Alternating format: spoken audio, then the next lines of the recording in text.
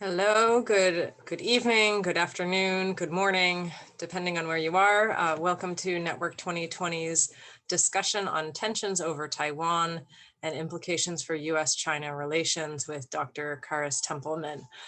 It's a real pleasure to have him here today to talk about an issue that is really becoming quite popular in the news. And so we're really hoping to dig into that tonight.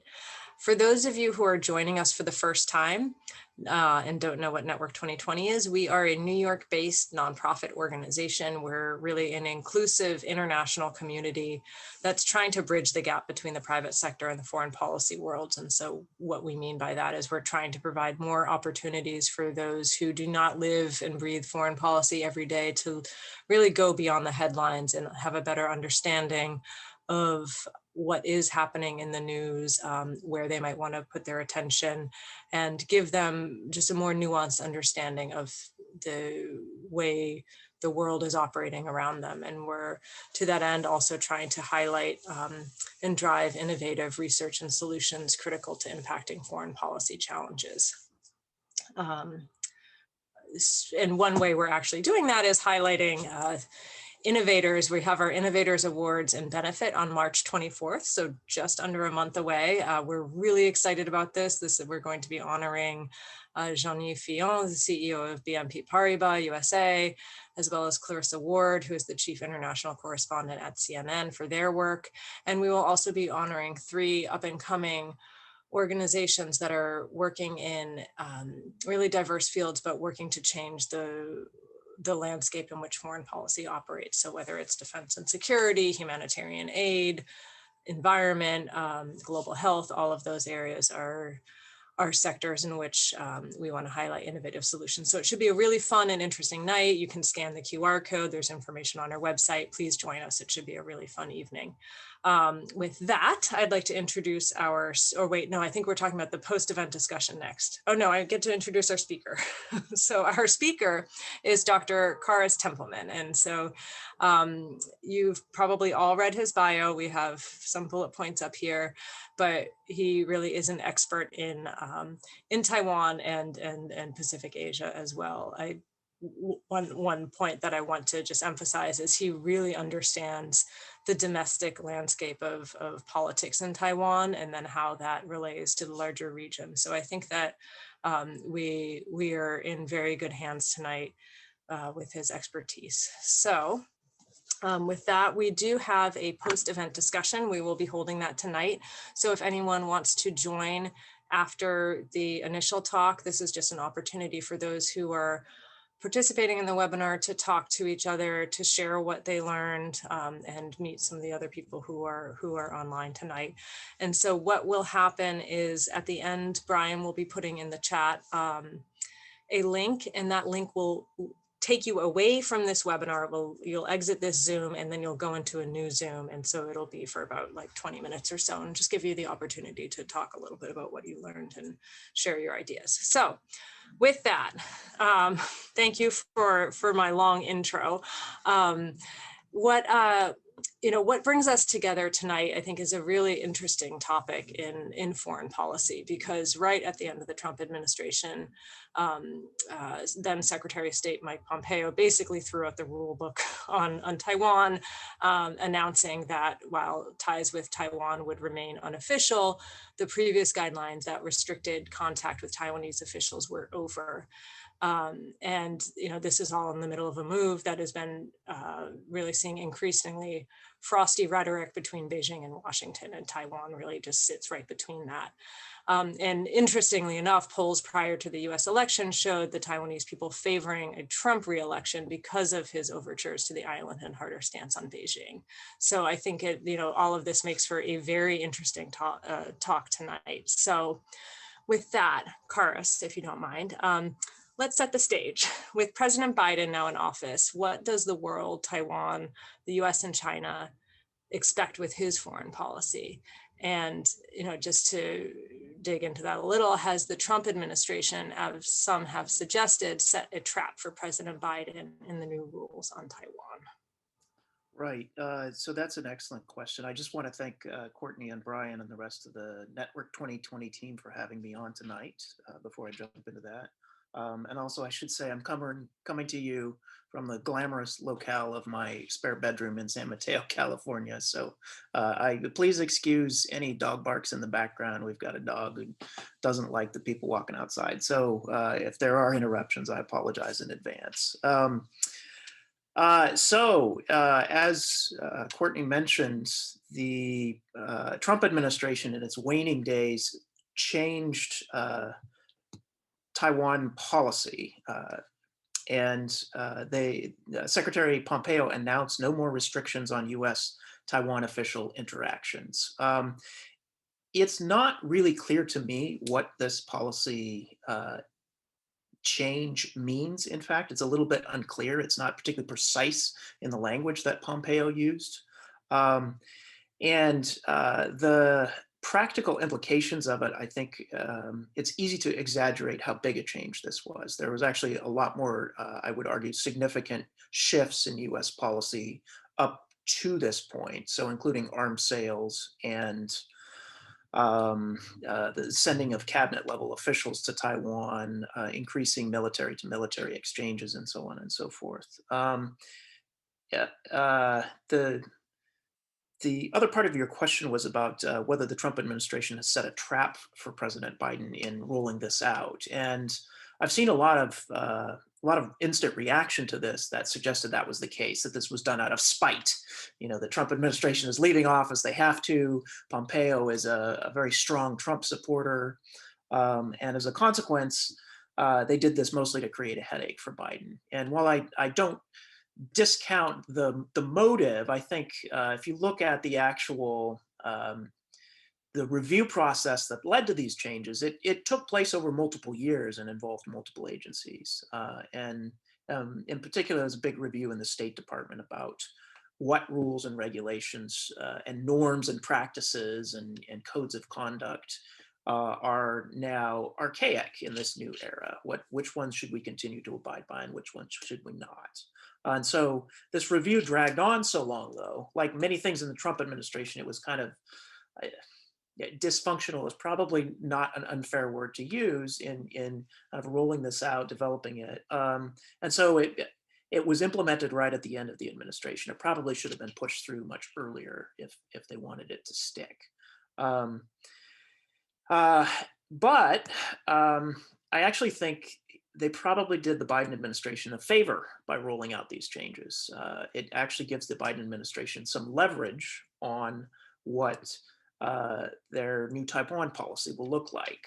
It's shifted U.S. policy and U.S. language in a direction that Beijing doesn't like.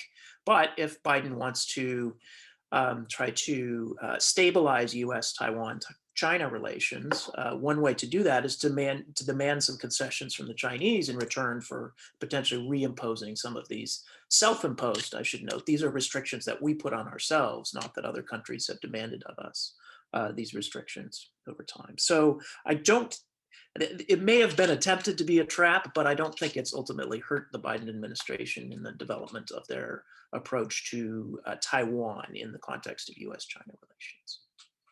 Okay, thanks. That's really helpful to know.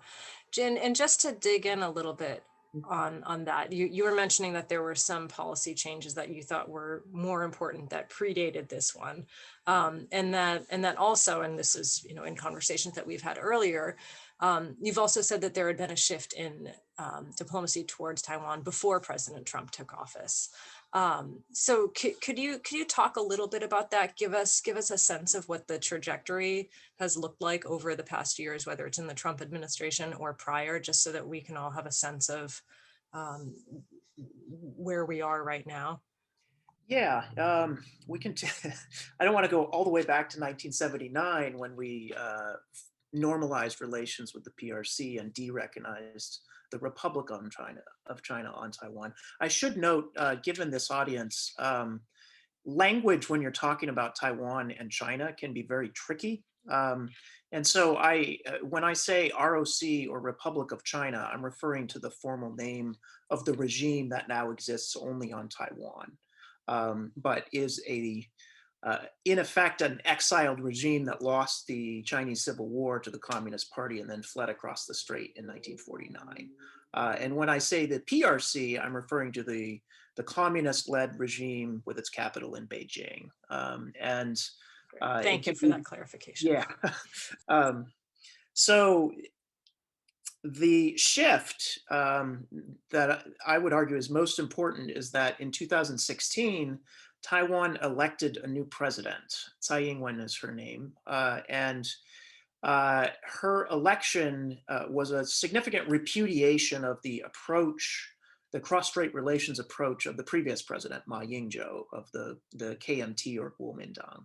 Tsai Ing-wen is of the Democratic Progressive Party, and the Democratic Progressive Party is much more skeptical of closer ties with Beijing than the KMT and Ma Ying-jeou were. And so when Tsai Ing-wen was elected, that was in effect a kind of a blow to Beijing's interests in Taiwan. They wanted to see a China-friendly candidate win. The China-friendly candidate lost. And as a result, they laid down a pretty high bar that they wanted Tsai Ing-wen to meet in order to continue the kind of friendly relations that Taipei and Beijing had had before 2016. And their bottom line was that they wanted Tsai Ing-wen to endorse a version of a one China principle. That is the idea that Taiwan and mainland China are both part of China and that the two sides should have a responsibility to work together to seek eventual unification. And Tsai Ing-wen, given who supported her in the election, the party that she came from, that was a politically impossible ask from Beijing. It was a much too high hurdle for her to clear. But in her inauguration speech, she did make some fairly conciliatory language. She acknowledged that the name of the country is the Republic of China, not Taiwan. She endorsed the Constitution of the Republic of China, which actually includes within it some part of a one China principle. But she didn't use the exact language that Beijing wanted her to use. And so as a result, Beijing said, not good enough. You haven't said what we need you to say in order to continue cordial relations. And so then, starting from that day, May 20th, 2016, Beijing has rolled out a pretty comprehensive pressure campaign against Tsai Ing-wen and the DPP as long as they are in power in Taiwan. And that includes some economic dimensions, some diplomatic dimensions, and some military aspects as well. And she was recently reelected, right? So given your understanding of domestic politics, what does this say to you about the pressure campaign from Beijing and what that means and how that's landing? I guess I shouldn't say Taiwan, I should say ROC. Yeah, I mean, you can say Taiwan. It's that's the clearest, I think, for the layperson to describe it, the government on Taiwan.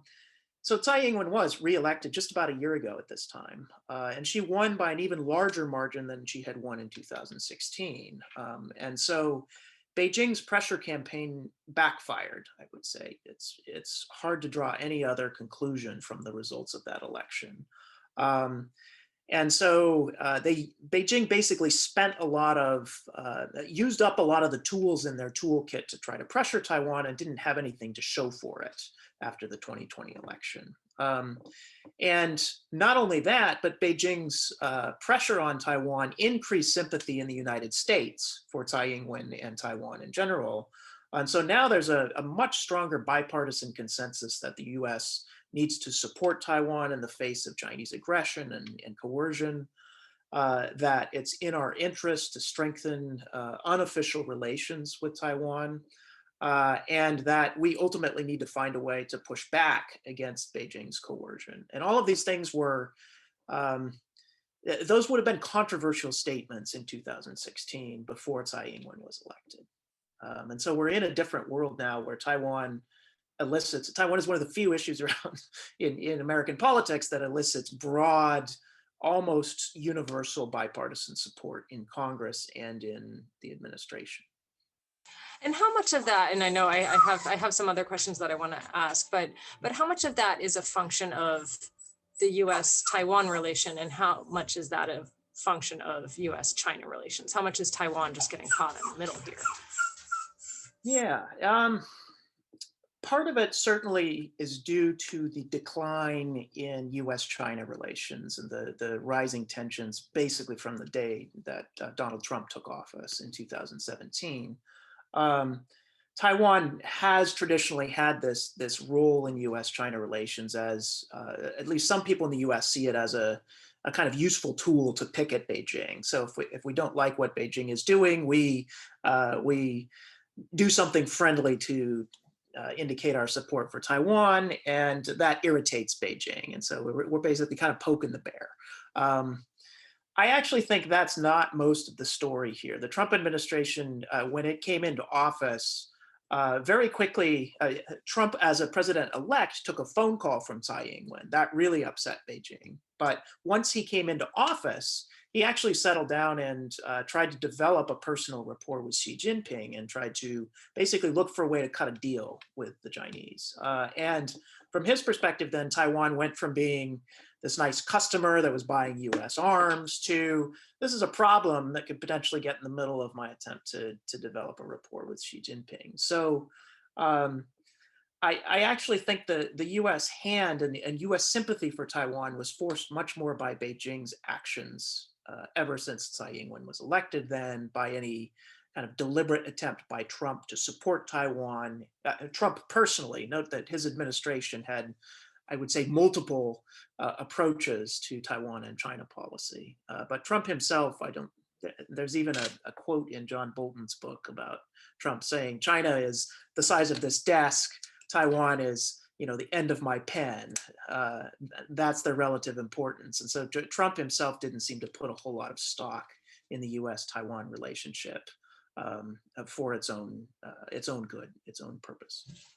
Okay, great. Thank you for that clarification. So, sticking on some of the actions that Beijing has taken throughout January and into February, China has flown military aircraft into Taiwanese airspace, breaching international law, I believe. So what is going on here? What is your read on this situation? How much of a threat is it? And where do you think it goes from here? Yeah. So short answer is, I think Beijing is out of ideas. This is kind of the final step in what is a losing strategy, an attempt to pressure Taiwan that really hasn't paid off. And so they've pulled most of the other levers they can pull that aren't really dangerous, and they're left with some air flights into Taiwan's ADIZ. I should clarify a couple of things. One is that the flights that Beijing has been sending into Taiwan's air defense identification zone are not actually illegal under international law. Their ADIZs have no basis in international law. They're kind of, a lot of countries have unilaterally declared them, but the respect for Taiwan's ADIZ that Beijing previously showed was just a norm. It wasn't a written agreement between the two sides. And so it's another tool that Beijing can use to indicate its displeasure with the Taiwan side without deliberately tearing up a treaty or an agreement or otherwise violating some kind of promises they previously made. But it is a hostile action. It's intimidating. They're doing things that challenge Taiwan's own sense of security, that forced the Republic of China to send up, the Republic of China Air Force to send up planes to track, to engage the intruding aircraft. The operational pace of these incursions is actually quite high over the last year. So there have been several dozen different flights on different days that have entered the Taiwanese ADIZ. And so as a result, it does create this sense that Taiwan is under greater pressure now from Beijing, although that sense is in part created just by announcing, by the frequency and pace of announcements about the pressure. Okay, thank you. I see some questions coming in the Q&A box, which is terrific. So we'll get to those pretty soon. I just wanted to turn to the domestic situation a little bit. So what are you hearing people saying regarding this? And I guess I shouldn't call it a recent informal policy shift, because it's, it's something that it sounds like it has been going on for years. But what are you hearing on the ground from people regarding the changes that they're hearing from DC, as well as what's happening with these flights that you mentioned? How is that affecting domestic affairs in Taiwan? Yeah, so there's a lot I could say here. Let me focus on a couple of things. One is, as you noted earlier, the majority of Taiwanese were actually rooting for Donald Trump to be reelected as president. Trump probably, Taiwan is one of the few places in the world that had a very positive impression of the Trump administration. And that was mostly because they saw his administration as being willing to challenge China and being willing to push measures that no previous administration or an administration in recent memory would push. So sending a cabinet level official, they sent Alex Azar, the Health and Human Services Secretary, to Taiwan. That hadn't happened in, there was another cabinet level official in 2014. It was a much shorter, quieter visit, but it was a high profile kind of in your face gesture to Beijing to do that. Another gesture the Trump administration made was arms sales to Taiwan. They announced a package of 66 F-16Vs, which prior to 2016, most of the people in my circles expected that would have triggered a huge blowback from Beijing if we had announced that.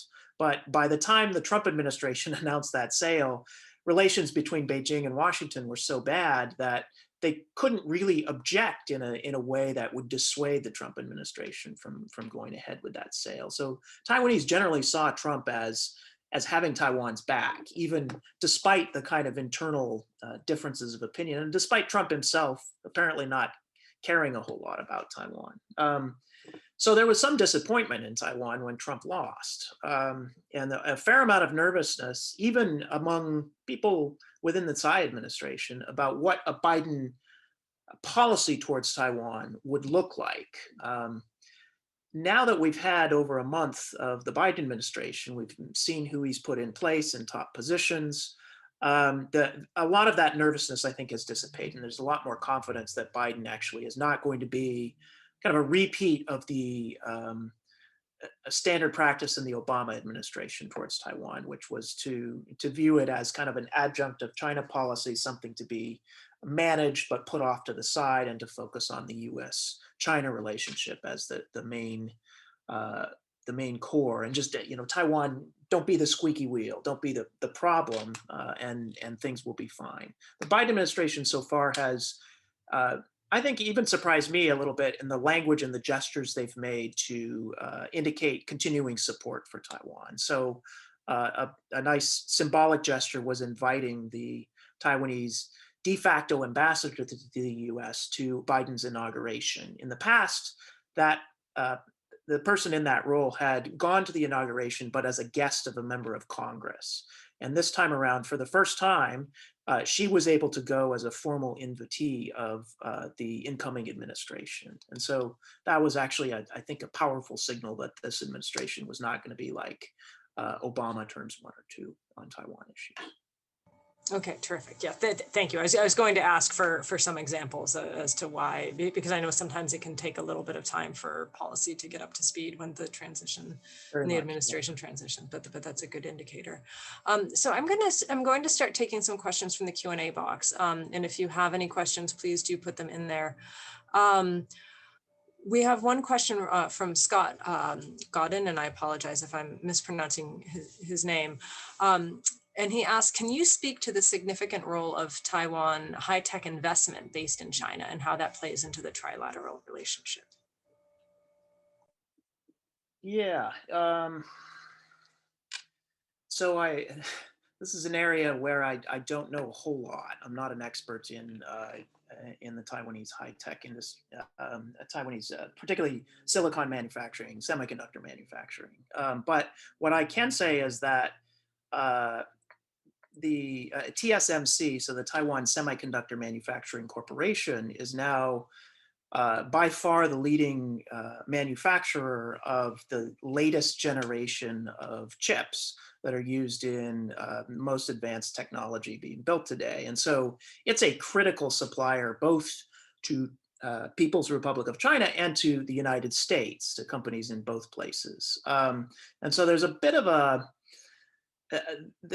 kind of shadow tug of war over access to TSMC's products. And the Trump administration was trying to advance restrictions on the use of technology that would appear in American products from being exported also to mainland China. And so one example of this is restriction on 5G technology and the use of Chinese-built 5G technology in the United States. We wanted to source everything from non-Chinese supply chains for any kind of advanced technology in building that network. And so TSMC is actually, the other part of the story here is that TSMC is manufacturing chips at a size that, if I understand it right, no other company in the world has actually made this leap to, I think it's 5 nanometers now. So Intel, for instance, has long been a major competitor of TSMC. Intel has really struggled to make that leap. And so TSMC has gathered a lot of business, a lot of orders from companies that used to go to Intel for their chips. And so TSMC's stock price, the sales, and the strategic importance of that company have just soared over the last couple of years, which frankly gives both the United States and China another reason to pay close attention to Taiwan and to worry about moves that might upset the cross-strait balance and threaten Taiwan's security. Okay, thank you. Yeah. We have a question from Joanna Vostrowski, who asks, China has pressured a number of countries to reverse their recognition of Taiwan. Do you think this trend is likely to continue, and will Taiwan take more proactive measures to prevent these changes from happening? Yeah, well, so Taiwan does everything it can to keep countries from flipping diplomatic recognition from Taipei to Beijing.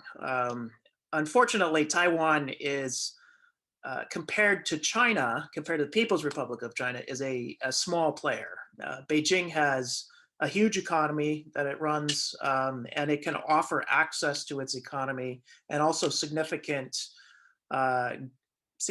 grants in exchange for switching diplomatic recognition. So the switches have been almost all in one direction over the last 2 decades.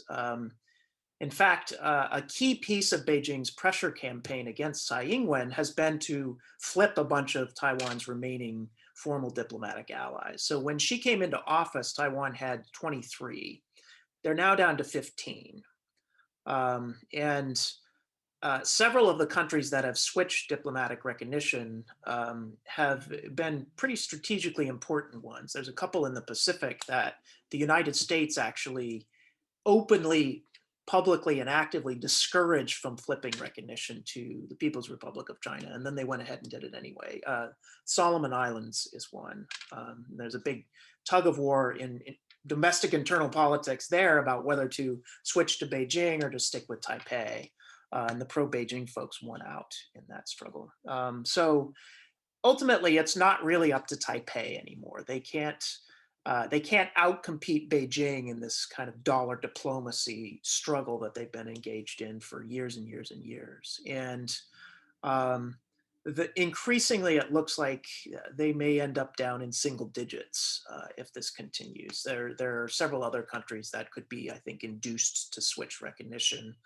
And then the question is, well, should Taipei even try to play this game anymore? It's how much do you get with official diplomatic recognition that you don't get otherwise? And the United States position on this is that Taiwan should be allowed to interact with any bodies that do not require statehood as a precondition for membership. And I think that's probably the way that Taiwan is headed, that the US will probably push for access for Taiwan into other bodies, such as the World Health Assembly as an observer, for instance, or ICAO, the International Civil Aviation Organization.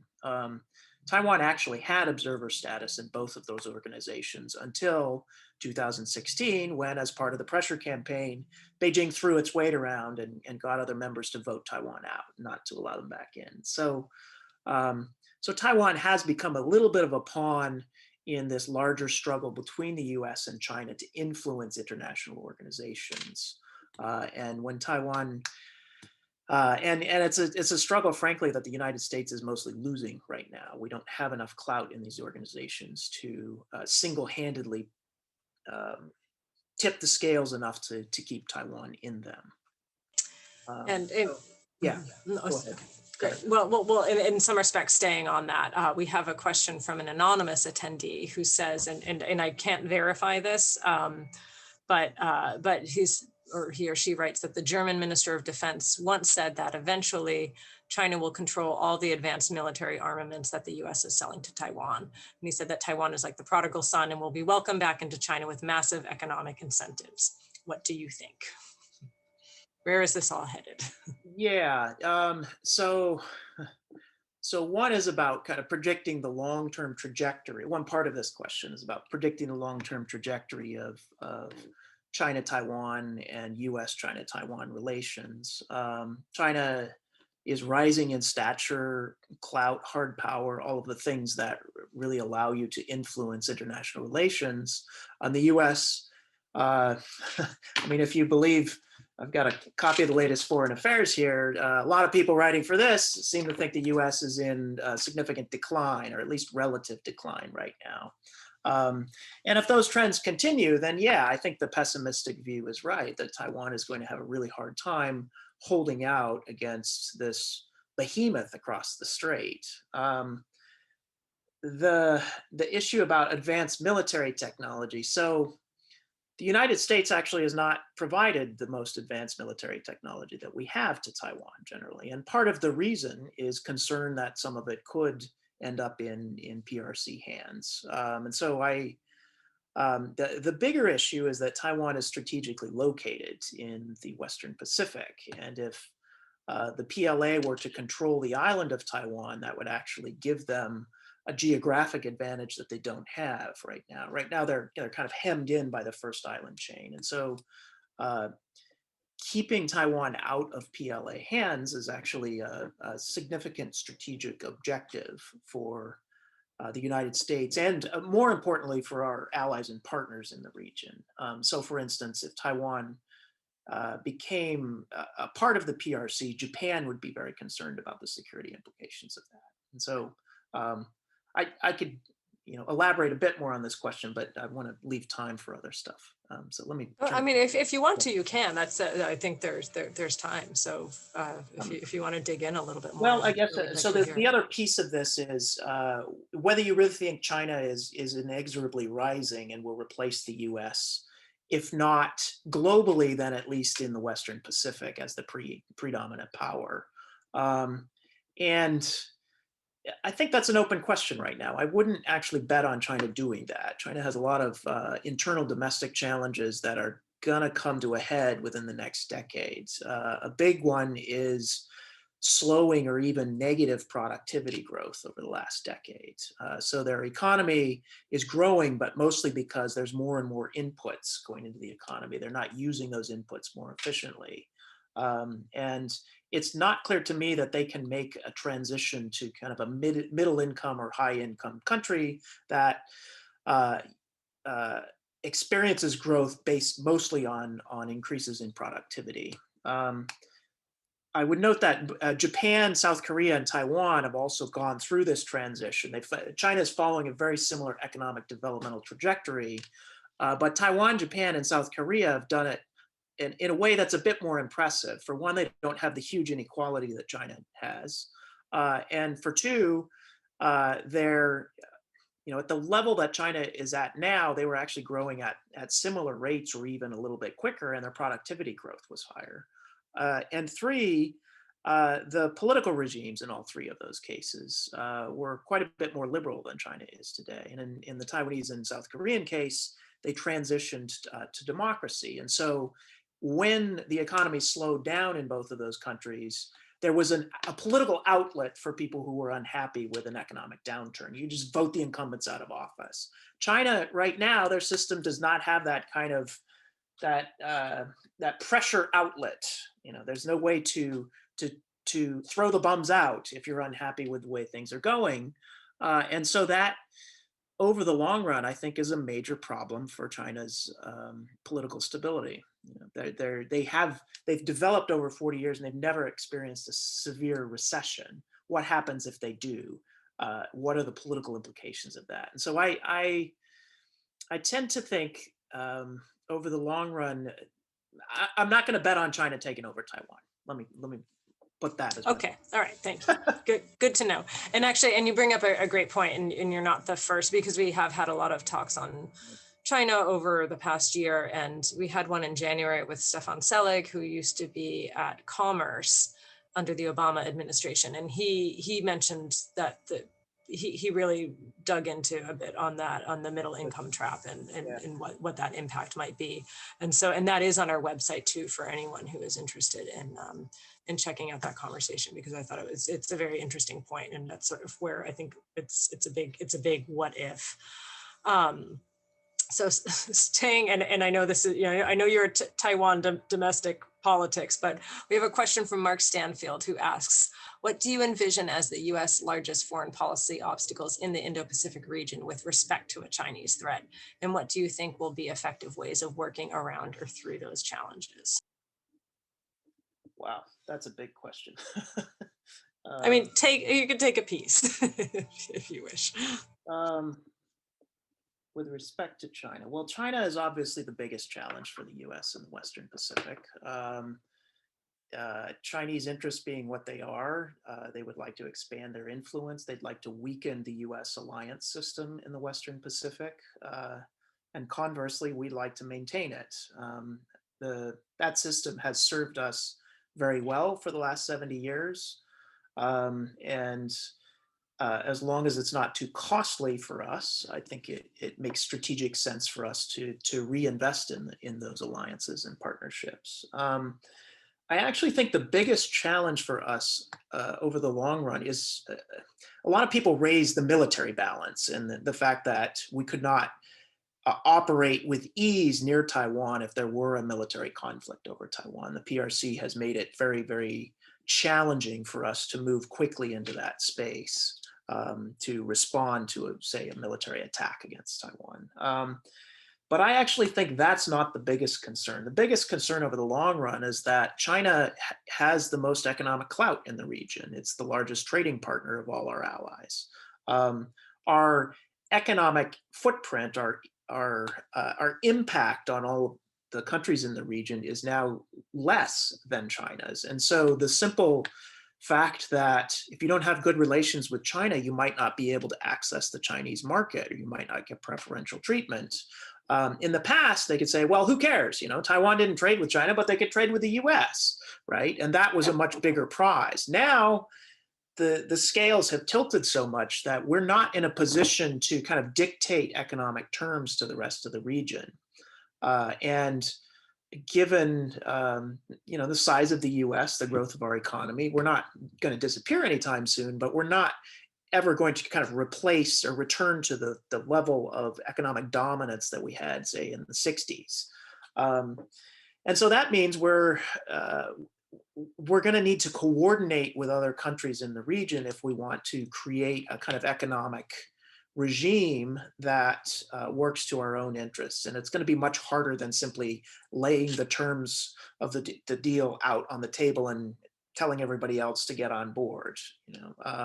A good example of this is the Trans-Pacific Partnership negotiations, where we were kind of the outlier and the rest of the countries could more or less come to a deal quickly once we pulled out of that. Now we're outside it. If we want to get back in, we're going to have to make a bunch of concessions to the other 11 members of that group. I think we should get back in, and I think we should bring Taiwan and South Korea back into that as well, because it's in our own long-run economic interest to do so, but that will also have a strategic impact on the region. So So I actually think, yeah, the short answer is the economic challenge is bigger, I think, than the military one. Yeah, fantastic answer. Thank you. We have a question from George Pike who asks, the idea of Taiwanese independence seems to have gone dormant to outside observers. Is there any life to it in their domestic politics? Is it not of interest, or is the population essentially pragmatic? Wow. So I disagree that it's gone dormant. If you look at public opinion polls, the younger you are, the more likely you are to favor independence. The subtle difference between the old independence activists and the new in Taiwan is that the new generation, the younger generation, is generally more pragmatic. They don't advocate for an outright de jure declaration of independence. Um, and but if you ask them, do you identify as Taiwanese or Chinese or both? Over 80% of the 20 to 29 age group now identifies solely as Taiwanese, right? And as you get generational replacement, the numbers keep going up. And so Taiwan is headed to a position in 20 or 30 years where, above 90% of the population is going to say, I'm just Taiwanese, I'm not Chinese. So I think over the long run, there is a rising tide of Taiwanese.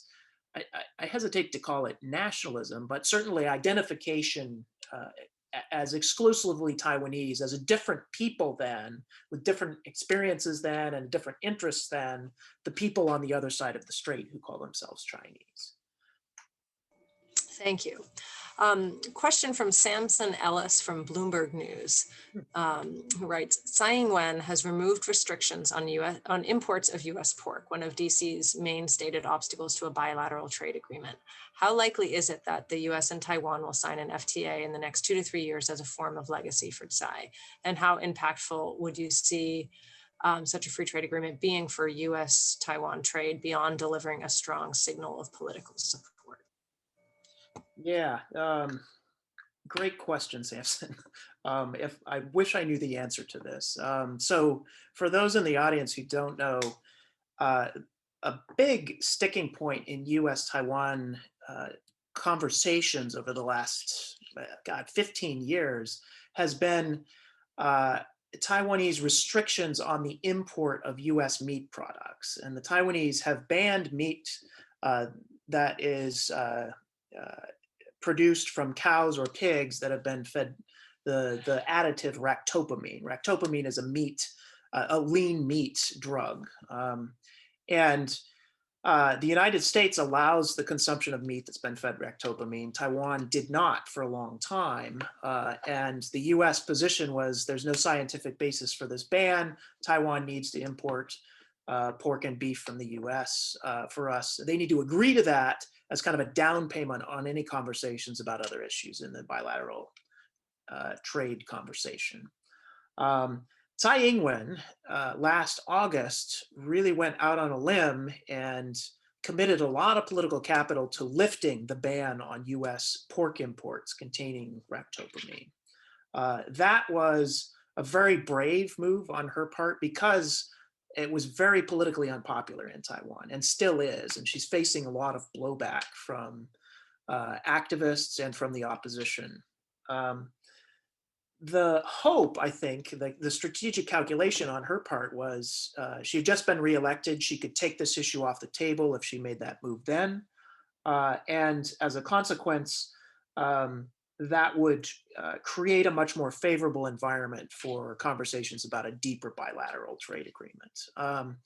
So I think it was the right move for her and for Taiwan's own interests. My hope, and I don't have good inside knowledge about what the Biden administration will do, but I hope that they reciprocate this move because she really did put a lot of political capital into this move. And it's a move that is intended for one audience only, and that's trade negotiators in the US. What I fear a little bit is the Biden administration has talked about kind of crafting a new kind of trade agreement, that we're not going to go back to the NAFTA era. The Democratic Party has a new vision of what they want to include in trade deals. So either trade is going to be on the back burner or there's going to be a lot of new demands in any kind of US-Taiwan trade negotiation that the Taiwanese are not used to talking about. And so it may be complicated, even if there's a lot of political will on both sides to strike an agreement, to actually uh, come to agreed terms on what that agreement would include. Final bit, I think it would be really impactful in the long run. Taiwan's own economic security depends on being better integrated with the US, but also the other countries in the region. Beyond a bilateral trade agreement, I think that sets the stage then for conversations about Taiwan, South Korea, and the US entering the CPTPP. And if the US enters those negotiations, my hope is that they would bring Taiwan along. And if the US and Taiwan already have a bilateral trade agreement, that improves the chances that the US could bring Taiwan along into the larger agreement. Sticking on agreements a little bit, we have a question from VOA Mandarin reporter Tina Chung, who asks, do you think there will be opportunities for US having Taiwan in some kind of formal coalition on supply chain security, as some media have reported after President Biden signed the executive order yesterday to do so? Yeah, I don't see why not. There's certainly interest in the Tsai administration in those conversations, and I think if it's a priority of the Biden administration, they've obviously, you know, one of the let me tie this back to Beijing's policy towards Taiwan since 2016. One of the kind of unintended consequences of squeezing Taiwan is that now, if the U.S. does these kind of practical deals with Taiwan, Beijing doesn't have a whole lot of tools that it can use to deter those kinds of agreements or to object in a way that would really punish the US side. And so there's much more space to engage in those kinds of conversations without having to worry about what Beijing might do to hurt Taiwan if they have these talks. Beijing's already done a lot. So how much worse can it get? So that's, I think at least the strategic environment right now is very favorable to those kinds of conversations. I could well see Taiwan being included in some kind of formal coalition on supply chain management.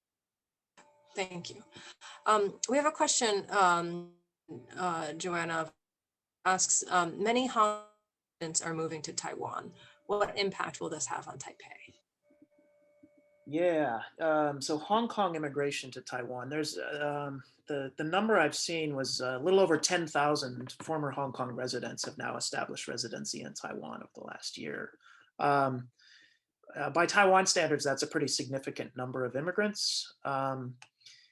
It's still very small relative to the total population. And so there was some speculation when the initial crackdown in Hong Kong happened that you could see, hundreds of thousands of Hong Kongers ending up in Taiwan and potentially shifting the whole demographic makeup of Taiwan as a result.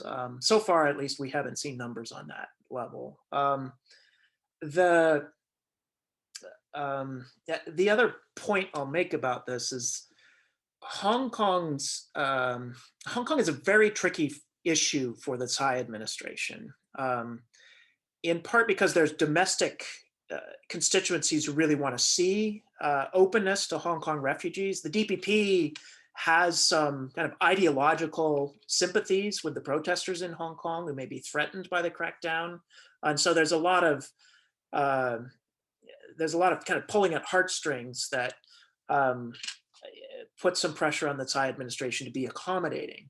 But if Tsai Ing-wen is trying to find ways to subvert the Beijing crackdown in Hong Kong, that may be seen as a security threat by the PRC. And she's been very, very careful in her public language not to play into Beijing's narrative that the protesters are linked to this black hand from abroad or in Taiwan, and that the DPP is the source of all of the trouble in Hong Kong. And so that means that at least publicly they're trying to hedge or trying to be very careful in how supportive they are of Hong Kong protesters and potential refugees.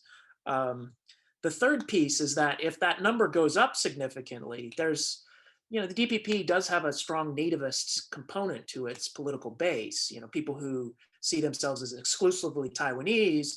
You get a big influx of refugees from Hong Kong who don't speak Taiyu. They don't speak the native Taiwanese language.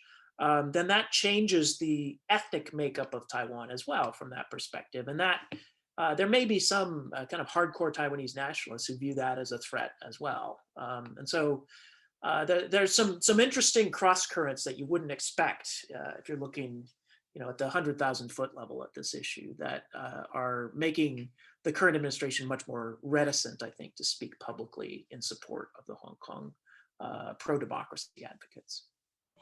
And thanks. And sticking on Hong Kong for a little bit, we have a question from Amy Hyatt, who asks, what role do you think Beijing's heavy hand in Hong Kong had on Tsai's re-election? Yeah, great question. I think it played a pretty big role. I don't know that it was decisive, but it shifted the ground of the campaign in a way that was particularly beneficial to Tsai, given who she was running against. So her major opponent was a man named Han Guoyu, who was from a mainland Chinese family, grew up in a veterans village in Taiwan. And more so than his kind of sub-ethnic background, though, his language was very populist, and he had won a kind of upset victory in Kaohsiung in 2018 for the mayor's race there.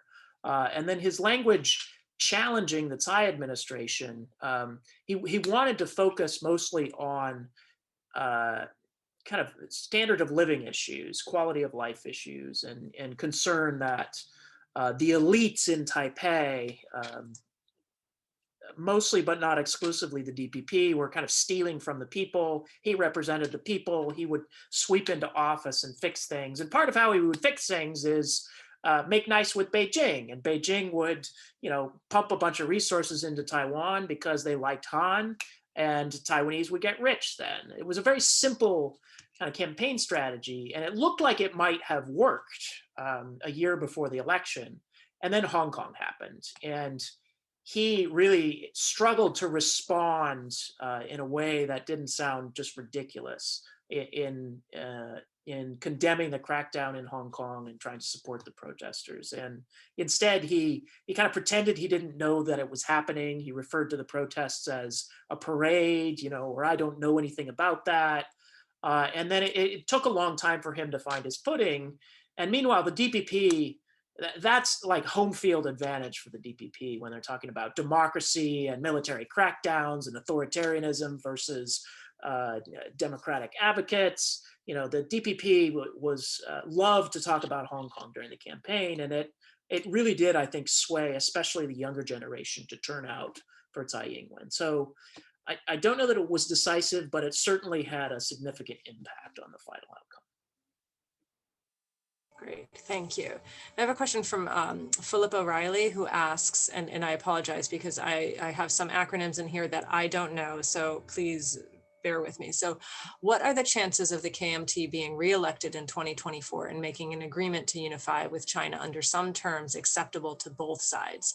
Does the Ma Ying-jeou approach to cross-strait relations still hold any appeal?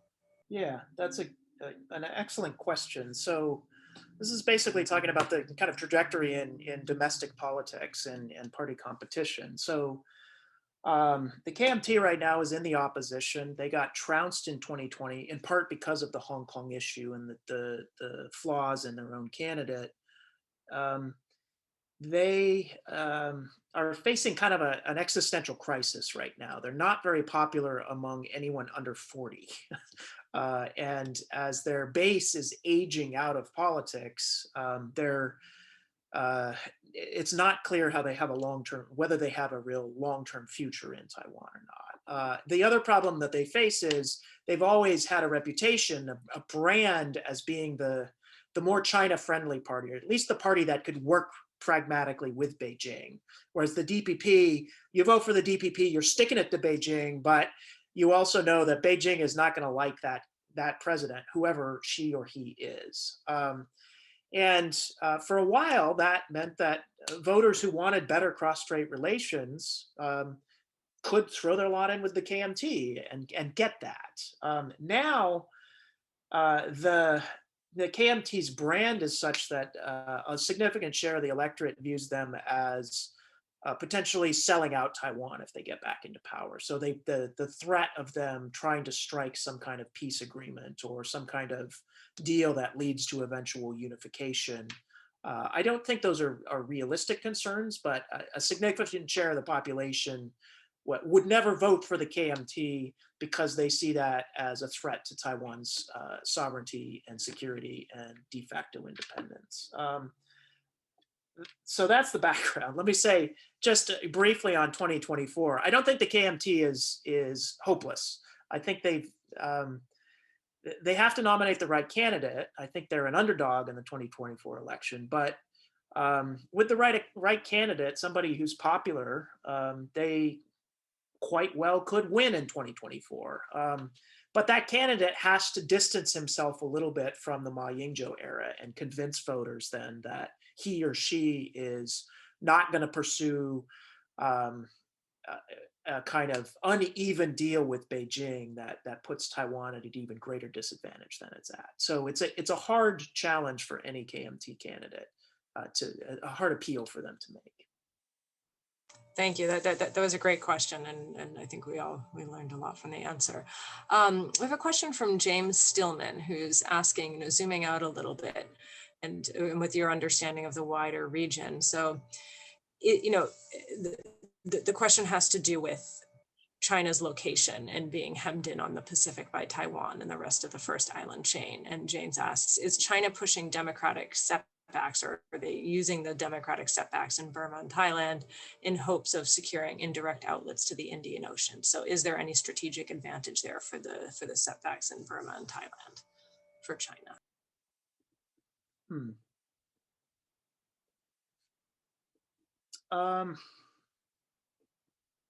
Yeah, I guess this is a little bit outside my area, but I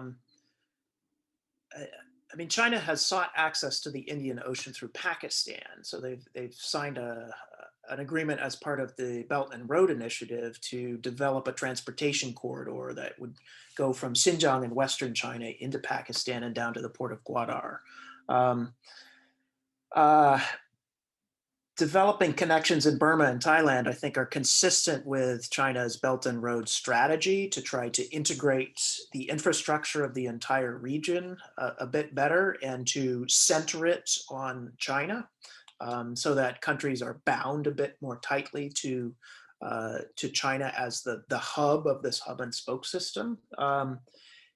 I think the bigger question is whether the political setbacks in Thailand and Burma make it easier for China to execute a Belt and Road strategy that then fosters or encourages the development of Chinese-led infrastructure projects, or whether it makes it harder.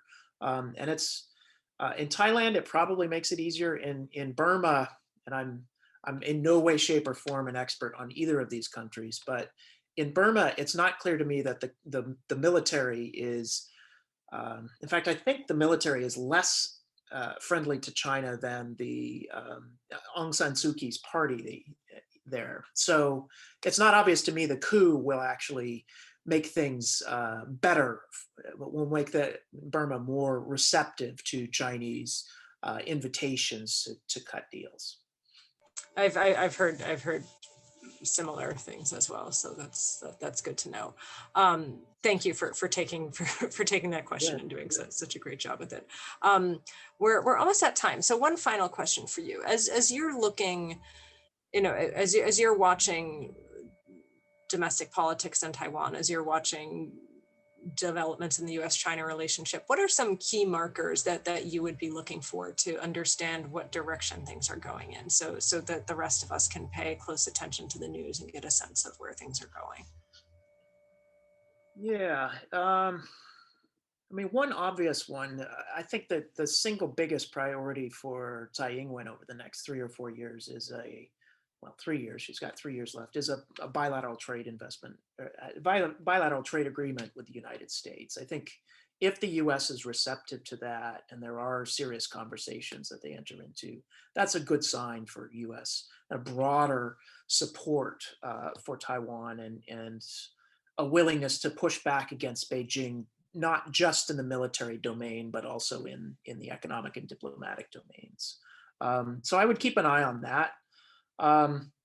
There is going to be a local elections, comprehensive local elections in the fall of 2022 in Taiwan. The KMT, believe it or not, actually controls a majority of the local mayors and county executives in Taiwan. They did very, very well in 2018. And so there's an open question about the KMT's future that we will partially answer in the 2022 elections. You know, can they hold on there? Can they even increase their performance or improve their performance over 2018? Or are they doomed to bleed votes based on their cross-strait policy and the problem with younger Taiwanese? So I'd keep an eye on that as well. And then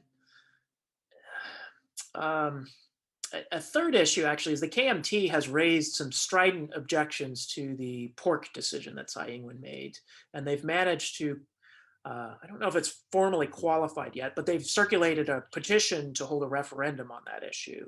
The pork decision is very unpopular. So the KMT's referendum will probably pass if it does go to the voters.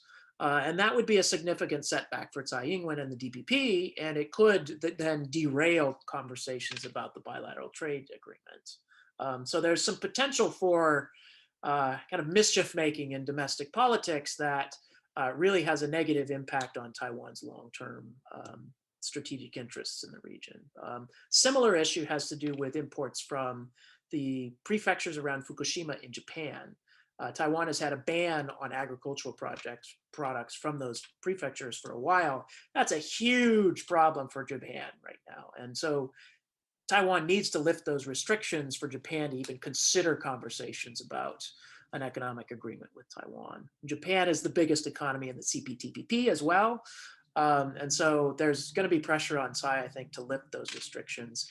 And in turn, the referendum process might derail that as well. And so there's kind of an unfortunate, there's unfortunate cross currents within Taiwanese domestic politics that threaten to undercut a broader initiative to strengthen Taiwan's economic relations in the region. That's fascinating. Well, all good things to keep an eye on. So Kharis, thank you so much for joining us tonight. And thank you everyone, really phenomenal questions. I really appreciate it. I really appreciate your time, Kharis. For those of you who want to continue the conversation, we are doing the post-event discussion, but first, our next event, yes. On Monday at noon with David Miliband, moderated by Deb Amos. So you will get an upgrade from me. It should be a fascinating conversation about the age of impunity and global accountability amidst a refugee crisis. So this is this coming Monday at noon. Please do RSVP. You can scan there. You can RSVP on our website. I think we have one more slide that also has a, yes, you want to join the post-event discussion group. If you scan that, you will get taken into it. You will leave this webinar and go to a new Zoom one. We are also a nonprofit. We want to keep these conversations going. If you have it and you have the ability to donate, please, any amount will help support these efforts. So thank you so much. And again, Kharis, thank you for the time. Thank you for your amazing knowledge of what is happening on the ground in Taiwan, and it really helps us understand what's going on. So I appreciate it. So have a good rest of your day, night, evening, everyone. Thank you so much. Take care. Thanks very much, Courtney. Stay safe out there, everyone. Yes, indeed.